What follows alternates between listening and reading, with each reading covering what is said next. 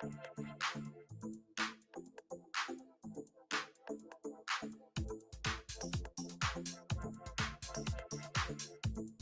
to ladies and women across the country, really, people we know that inspire us and are on a journey to finding their sweet spot.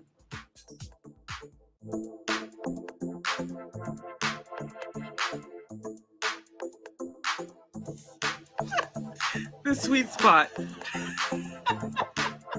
Watching peanuts dribble.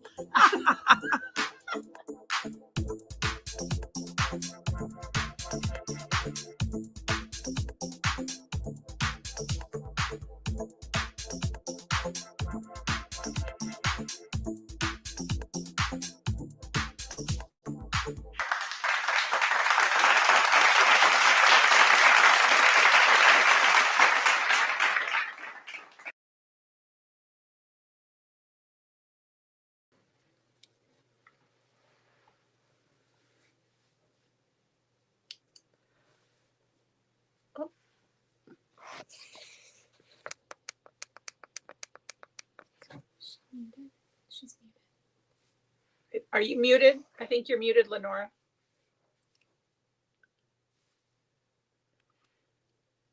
Can you hear me now? Yes. Yes. Welcome to the Sweet Spot, everybody. I'm Lenora. This is Sarah. And we have our guests in the green room, so we're good. It's a good day. So how was your week? What happened?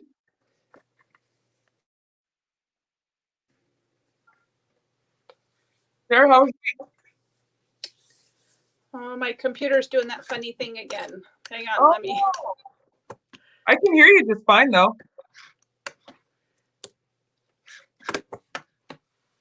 Hey, Ella, how was your week? Oh, there you are. Go. Yeah. Good. How about you? Good. Is school starting for you guys maybe in March? Is that what you've been hearing? Yeah. Yep. Are you excited? Yeah. I know. My girls are too.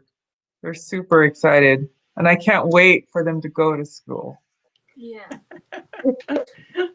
Yeah. So how are you? We have a little bit of a change of plans tonight, right? No, I don't think so. We have Linda in the green room. Oh, perfect. We're good.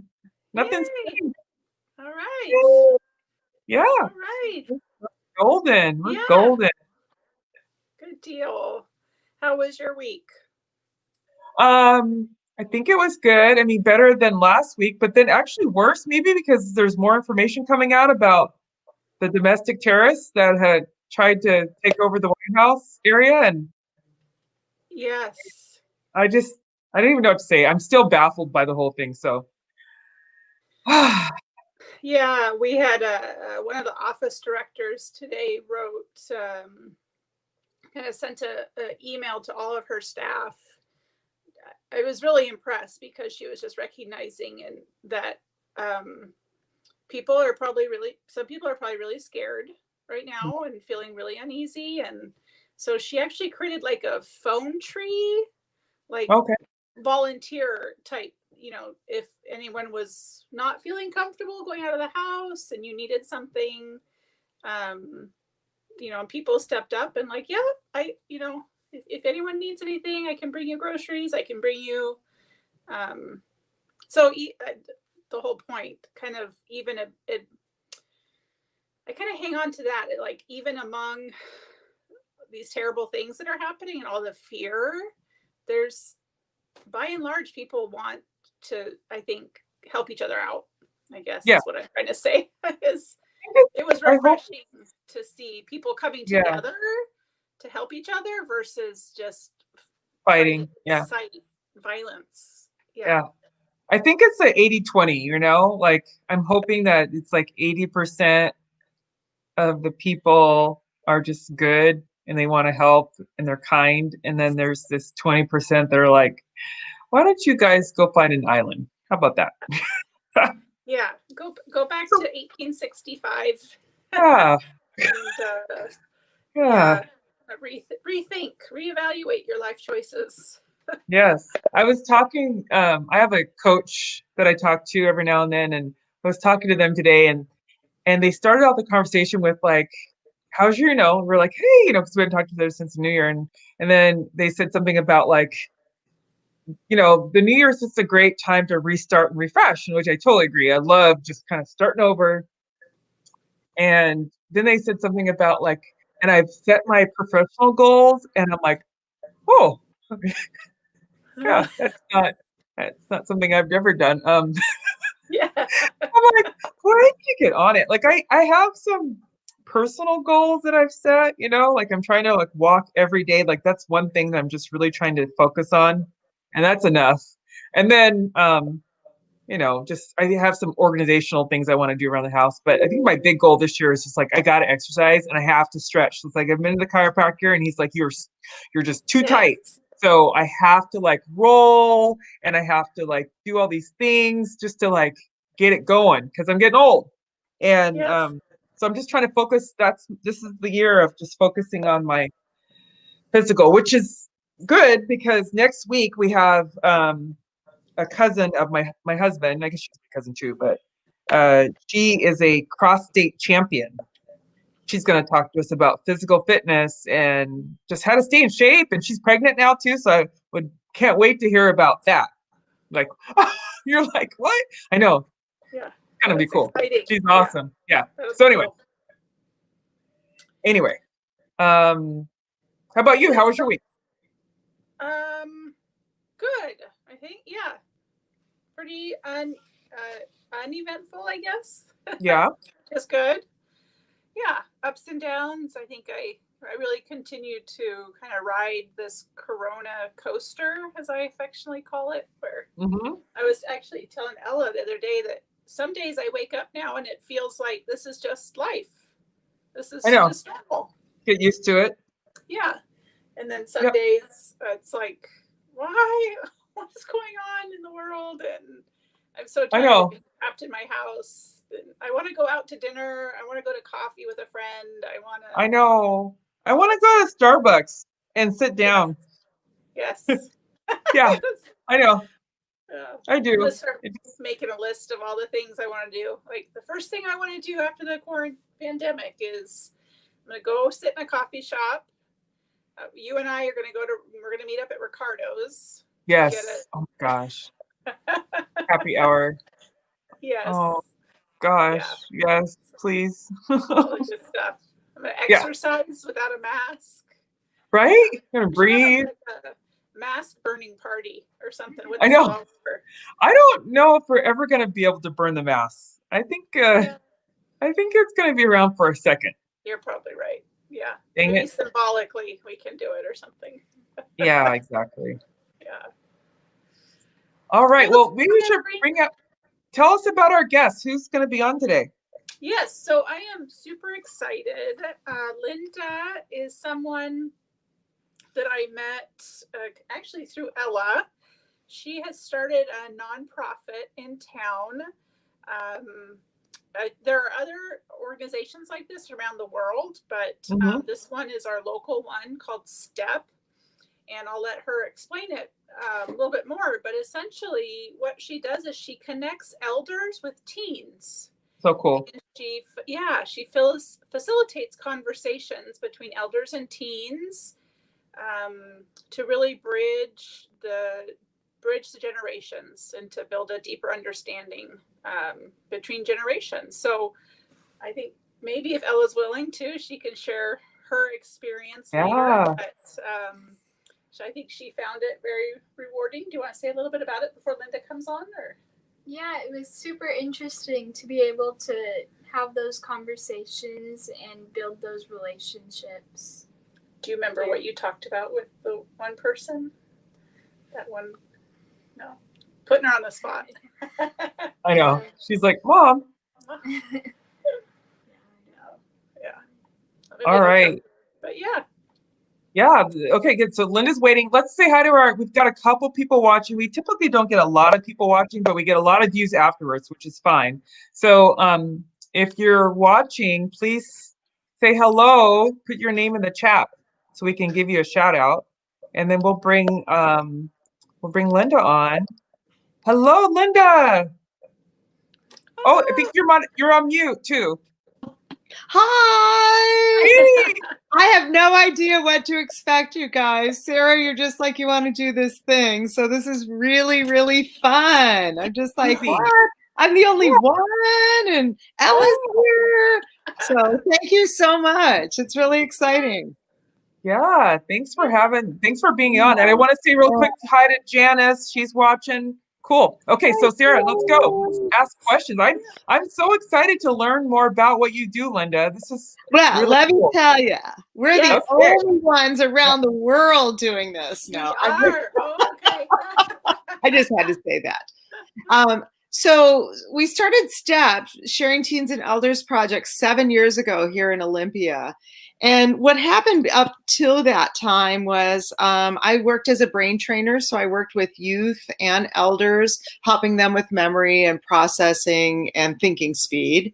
And my goal, I worked with a life coach named Monica Crawford, and she had me like, what would be your biggest dream? And I said, God, I'd love to get the teens together with the elders and they do this work together. Well, it took me about 2 years, and I had been at the Squaxin Island tribe journey, and all the kids were serving the elders before anybody else could go up to the buffet and get salmon. And I was just really struck by that, the community. And so between those few things, and I kept just waiting for things to line up, like, how am I going to make this work? And it was finally just one Saturday, at the time I had a 14 and 16-year-old. And so did all my friends. I was a soccer mom. So I just called all my friends and said, hey, make your kids be here on Saturday.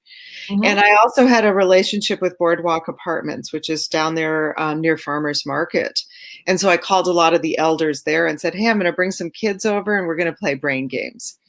So I got the kids together, trained them to do these games. We went over with the elders. We played games. It was super fun. And everybody was just like, when are we going to do this again? And I said, well, let's just do it next Saturday.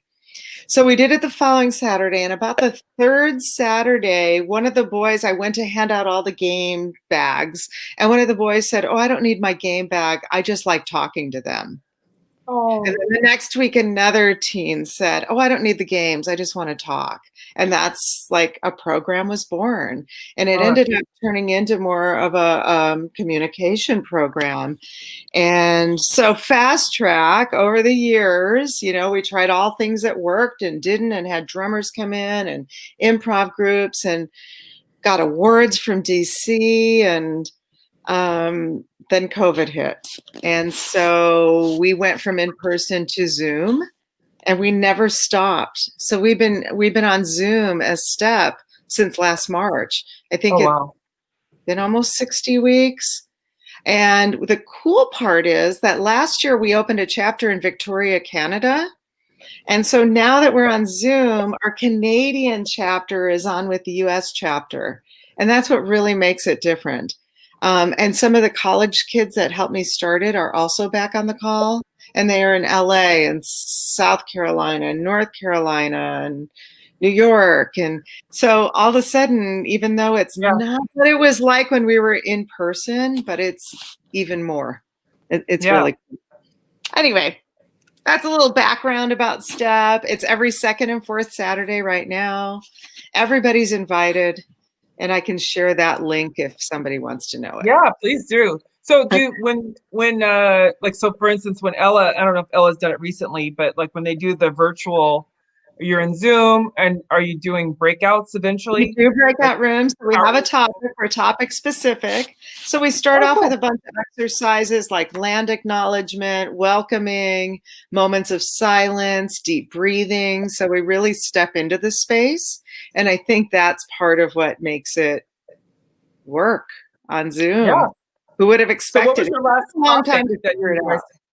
What was your last topic that you had when you? Well, we've talked about hope and change and warmth and mental health and peace and aging. And, usually I lead, but I also encourage the youth to lead. And so sometimes they come up with their own mental intelligences.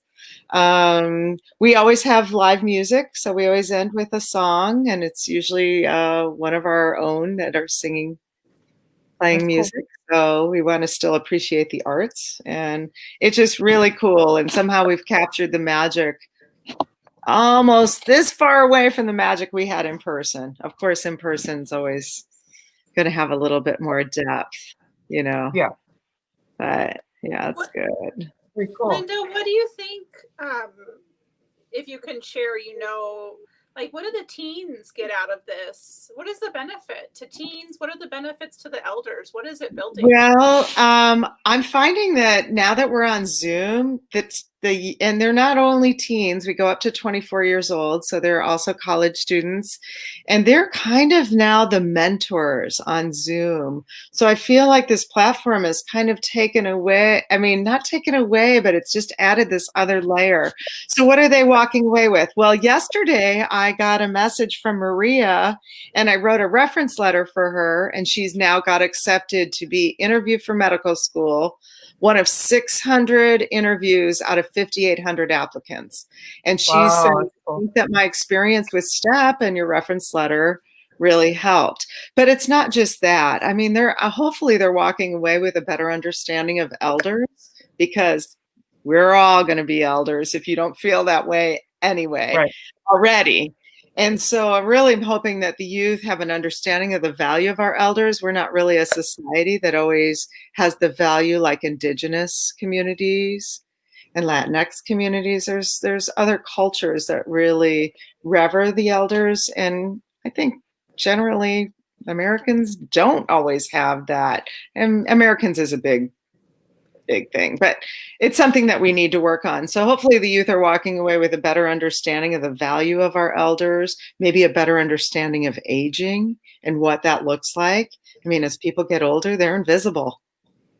I don't want to be invisible, and so I'm hoping that the youth are walking away with a better understanding of our community.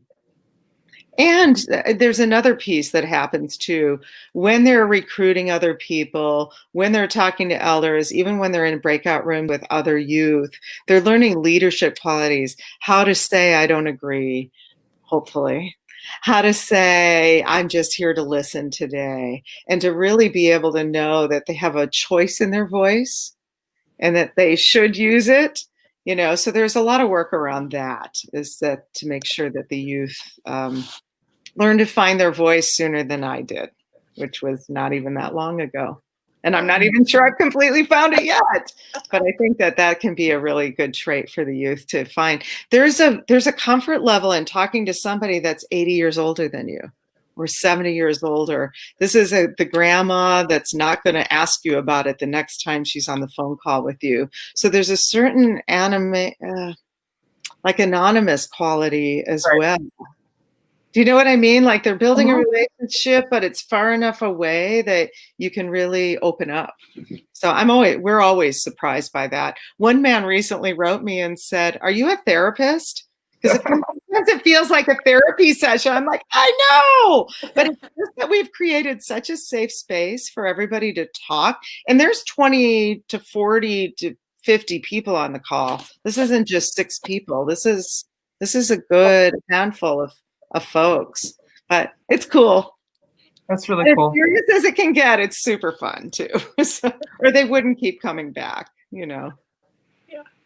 I want to hear about the brain game. So can we walk through one, or? Let's see. The brain games were things like, well, we would have memory exercises. So as a brain trainer, I did things like, let's say we'll put 3 minutes on the clock. And when I say the word light, I want you to write down as many things as you can think of.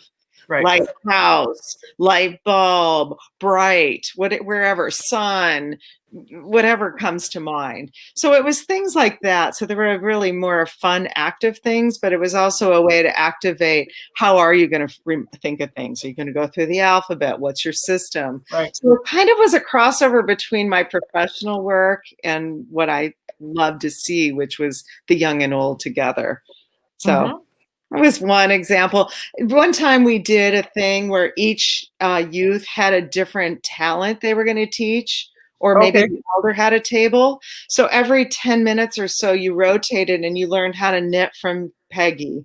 And then you went to this table and Ethel taught you how to play poker. One of the grannies taught the kids how to play poker. I don't know if Ella was there for that. I was feeling like, oh, is this a little edgy? But, you know. Oh, it's fine. Yeah. Hey, I figure she's 93. She wants to teach the kids poker. Let her go. Right. That's okay. Yeah. Why not? How did you get into the brain training part of what you do, Linda? Well, when my son was younger, I mean, he's 22 now, but when he was in third grade, he wasn't reading yet. And a lot of the teachers would say that he had a processing issue, but he was really well behaved and quiet and probably could have slid through the school system. But I jumped on that and I found a person, Marjorie Mitchell, who was a cognitive trainer, and really worked with him with the metronome and got him to think faster. And we did a lot of frontal lobe work, which is the Stroop test is one of those where the chart has colored words, but the color of the words different than what the word says. So there's a lot of exercises around that one. Anyway, he had showed a big improvement and I felt sharper when I was doing the homework with him. So I mentored with her for years. And then we did a pilot program out at Fort Lewis with the Wounded Warriors Battalion with soldiers coming back with brain injury. And then just kind of lofted from there. So I always worked private practice, but did workshops and keynote speaking engagements. Well, when COVID hit, that pretty much went on hold because I was an in-person trainer.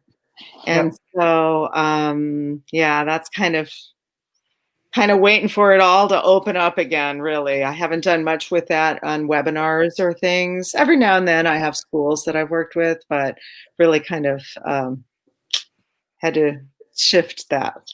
And that gave me a lot more time to put into steps. So, yeah.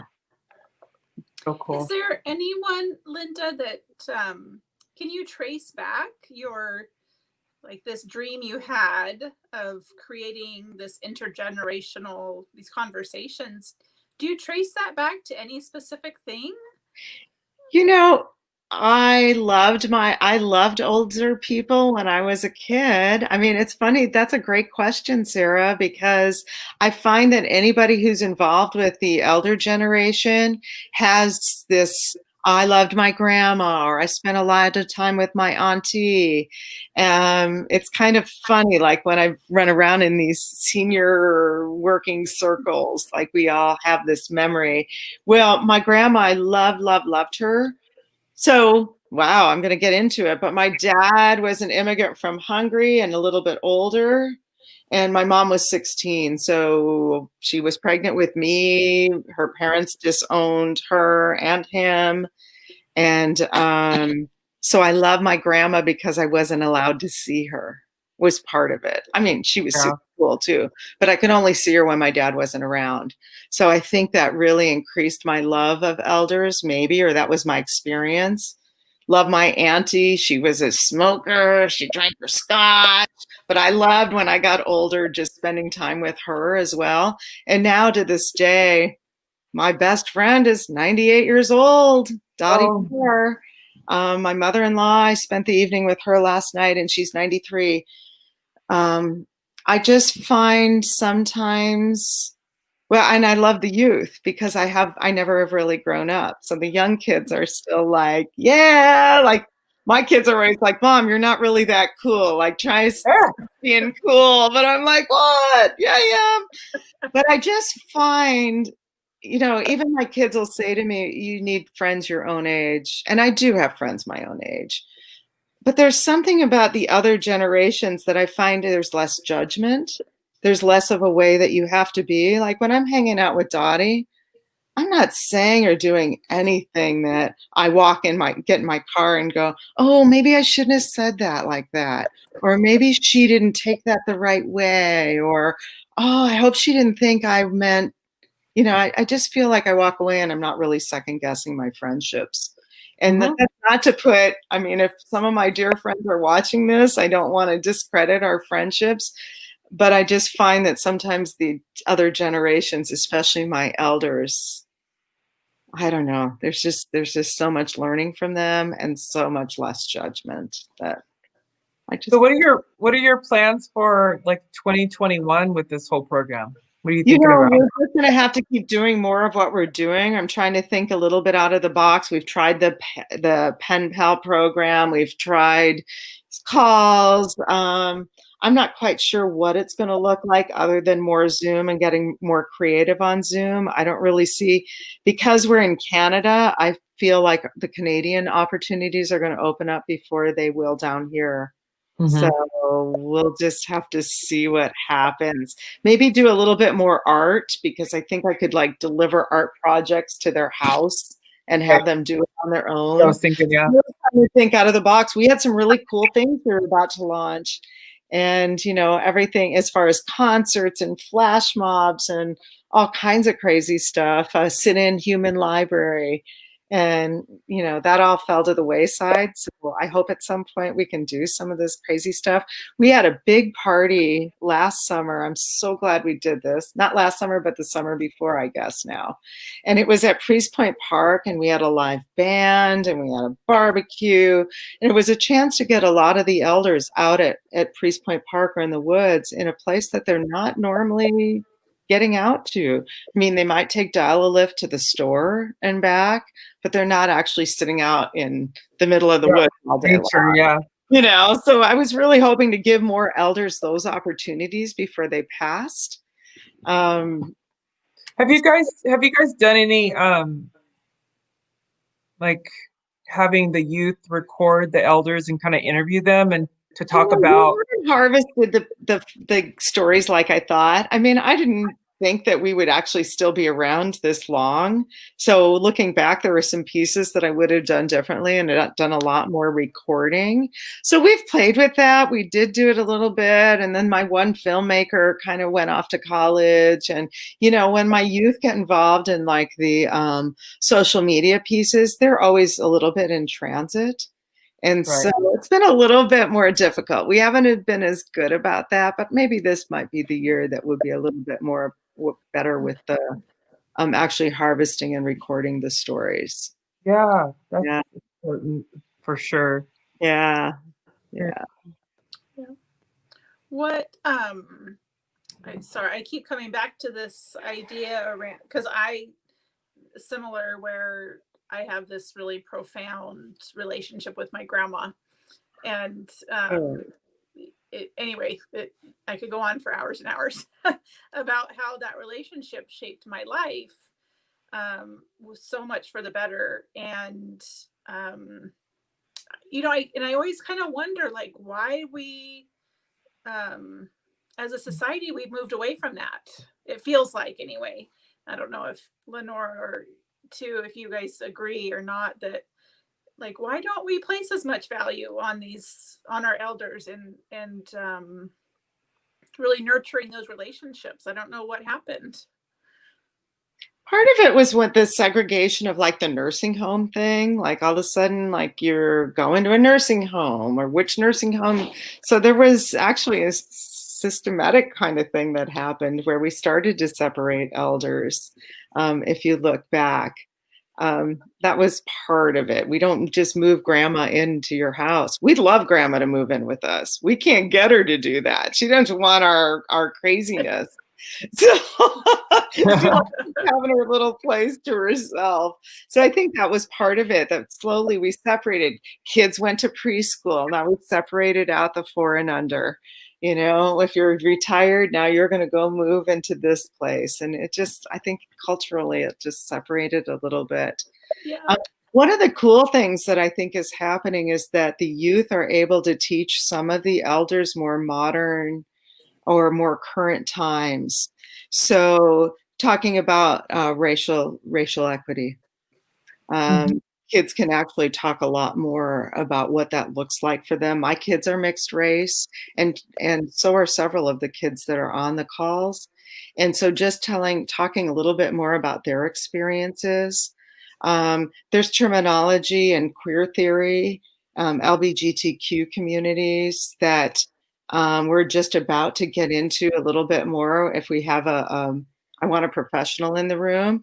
But what's happened with elders is, of course, they knew somebody that was part of that community. Some of the elders have said, my daughter is trans. I'm just learning about this. So we're actually getting into some opportunities where the youth are going to be a little bit more of the experts in the room. We could teach the others. I've talked a lot to my mother-in-law about this last night, and we talked about religion. And she, I said, why is Jesus white? She's a Black lady. And I said, why is Jesus white? And she's like, it's just tradition. And I'm like, really? You of all people? So we actually are able to get into some of these opportunities with this group. Not always. Not always. A lot of times we're like, this week it's going to be light. Let's talk about things that make you happy, because, the kids are carrying such a heavy load these days that I don't want them to always come into step and be like, oh my God, what are we talking about now? Right. Sometimes we try to always end with a super light topic, so you walk away going, ooh. But we also don't want to, we've been together way too long, and it's different people all the time. So I don't want to say we've been together, but we've been going on too long for it to always be fluffy. We'll hit when we need to. Yeah. Is it about like an hour that you're together total? It's an hour and a half. When we were together in person, it was more like 2 hours, because if you tell elders 11 o'clock, they're showing up at 10:30. Okay. That's just, that's the way they roll. That's a generation that was never late, and same with some of them on the call, but generally it's about 11 to 12:15-ish, We try to cut it at an hour because the youth actually have a lot going on. Right. And so most of the time they've got finals, or they need to study, or they need to go to work, or there's something. So we try to stick as close to that as we possibly can. And then what day is it on again? Is it Saturdays? Saturdays. Right now it's second and fourth Saturdays. We just got a little bit of funding, so we may be adding one in there somewhere. We're going to be doing some aging lessons as well that hopefully the school districts take on. So just trying to find some other ways where we can bridge the generations. We're going to be doing a couple of out-of-the-box steps where if you just wanted to come and talk about feminism, I'm going to do one. I'm just being the white mom of dark-skinned kids. We're ready to kind of launch into, are you mixed race? What does that look like? We find that a lot of times we don't have the platforms and racial equity that we are looking for. And so I feel like it's time. I'm just going to do it. I'm not an expert, but you just got to open it up and say, let's try it and see what happens. So that's cool. That's kind of how STEP started. And I just find that we pretty much always look at it as leave your expectations at the door, come in with an open mind, and then we throw the pebble. It's not super, super planned out. I always have a plan, but we never seem to follow it. Or I'm not reading my notes, or because it takes this momentum and this magic of its own. People are there because they're open, they're ready to talk to young people, or the young people are ready to talk to elders. And it really it's a momentum. I really just encourage you, or anybody that's watching, to log on. We're getting more and more parents, or more people my age, which is really cool. And it still works. What's your website again? Yeah, what's that? What's your website again? Oh, it's This Is Step, www.thisisstep.org. I'm working on it, so it's not super, super tight right now, but it will be over the next few days. Cool. And I would send out the meeting number. If somebody's interested, they can either email me and say, email it to us. Yeah. Okay, we'll do that, Lenora. Put it in the, Okay. Because I have 2 girls also, and just like Sarah does, and I would love for them to participate and just try it out. Why not? Even if they come one time, I try to remind people that every time isn't like mind blowing, Right. Sometimes you walk away and you go, well, that was okay. And then other times you're like, oh my gosh. Yeah. So it always maybe takes a visit or two, or who you end up in the breakout rooms with can be a very powerful component to your experience too. And I just feel like if young people just give a few minutes to some of the elders, it can just really open up their minds. Yeah, I love it. Yeah, it's cool. Awesome. Thank you. Thanks. And I think we lost Ella. She kind of said a little bit of something, but Well, okay, yeah. great. I put her on the spot earlier and asked Yeah. her. But And she was like, peace out. No, Mom, no.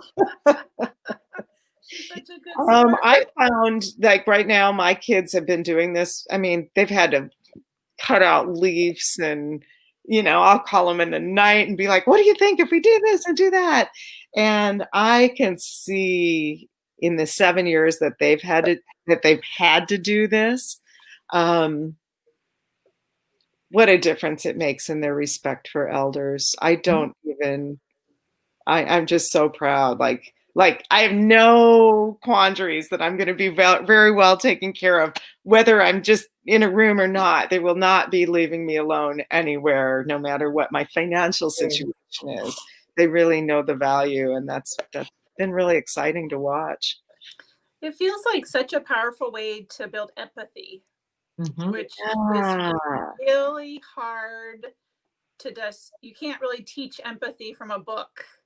You need to experience it. And so I feel like, and the same with, I think the conversation around diversity and race, we don't teach kids, starting from the youngest age about valuing differences and on and on and on. I could go on, but come with me. I like the way you said that. The other thing that sometimes they don't recognize, I remember when my son said this was the first time, we did a show and tell, and Gail had brought her scrapbook. And here's Gail with her walker, but Gail was an aerialist in the circus, and she had been at Expo in Seattle. So she had this newspaper clipping of her, in this beaded little outfit, holding onto her trapeze.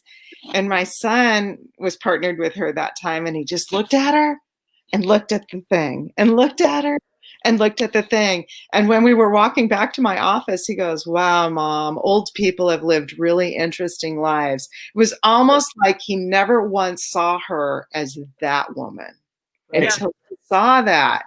Yeah. I was just like, oh, yes, you're right. She was a real person. She's a she was young and she was beautiful and she was a star in the circus, and she wasn't just this little old lady with the walker that you're barely patient enough crossing the street. Yeah. Well, I think I'm going to make Ella start coming back. Oh, I hope so. They love talking to her, so that would be great. But I try to give everybody a lot of grace around Zoom, because I'm zoomed out, the students are zoomed out. So I have a lot of students on my list. If I invite 90 students and 20 of them show up, that's the way it is. And I'm just grateful for anybody who shows up anytime they do, because they don't have to be there. And I get it. I mean, it's just, everything is so mind-blowing. So the fact that I've had so many students continue to volunteer with STEP through COVID is just, I want to give them money. I want to give them awards. I want them to know, like, I will have your back for the rest of your life. This is such a big deal that you take time out for elders in this capacity. Like, I don't know. I can't sing their praises enough. I think those people are super cool. I love your passion around this. Your energy. Me too. So inspiring. Absolutely. Yeah. That's why, Lenora and I started doing this, because we just love to meet people like you that we've met before, casually here and there. But anyway, to hear the excitement in your voice it makes me excited. So thank you. Oh, good. I'm pretty tired too. I did a training all day long, so I got to say I'm pretty tired, but that's good that it still comes through. Thank you so much. I appreciate it. Yeah. All right. Well, thank you so much for being on the show, and make sure you send us the Zoom information. We can put that in the comments. I will. And I would just encourage anybody that's listening or that ends up watching this to reach out to somebody of a different age today, whether they're younger or older. Well, I guess reach out to anybody, but really taking the time to be like, oh, my neighbor, I wonder how she is. Right. Or even somebody younger. I'm not consistent with it, but I try to do that every day. I might just go through my contacts and be like, Deborah, my God, I haven't talked to Deborah for years. Hey, Deborah, it's Linda Terry. How are you? I'm not as consistent with that as I wish I was, but I really encourage anybody to listen to just reach out to somebody they haven't talked to for a while. Yeah, that's a Awesome. great reminder. Even with the mask and all of the restrictions, we can still take a few minutes to, I think, pick up the phone. I we know. forget. It's funny. We don't see each other, so we actually don't even call. I know. It's weird, isn't it? Yes. Yeah. I just got some note cards. I ordered some, and I have 25 of them, and with envelopes. And so it has like a little saying on there. I kind of designed it, and so I'm ready. So that my commitment for the next, I guess, 24 whatever, I have 24 weeks is I'm gonna one a week. I'm gonna send it out to somebody, whoever is on my mind. I'm like, okay, they're gonna get a card. I'm gonna write something and just send it snail mail. Why not? Yeah, Just, and you already know how nice that is when you get bills or Yeah. junk mail, and then you're like, oh my a gosh. handwritten note, like that's unusual. Yeah, you don't. It really does have a lot of power. That's beautiful. Really nice. That's a great That's idea. one thing, you guys, I should say is I constantly gather for elders and try to once a month just bring them, mostly the people that live at Boardwalk Apartments, shampoos or whatever. And one thing elders really love, if somebody's not sure what they want to get their mother-in-law, mother, anybody that they might see, is stamps. Oh, okay, yeah. Stamps. So I gave out stamps at Christmas to my elders. Oh my God, they were so happy. They can't get to the post office right now. That's a generation that still sends letters, cards, and pays their bills with checks in the mail. Yeah. And so stamps can be a really good gift for an elder if you're not sure what to get them. I know it sounds corny, but that also supports the U.S. Post Office as well. So True. Yeah. Thank you, Linda. So win-win. Yeah. Yeah. Right. Yeah. All right. Well, I All think right. we're almost about time, but thanks again, Linda, for sharing with us all that you're doing with the elders and the youth. And I'm definitely going to have my girls participate. So Oh, good. really nice to We meet want you. them anytime. All right. Talk to you soon. Thank you so much. Bye. Linda. Thank you, Nice talking to everybody. you. Take it easy. Have a Bye. good night.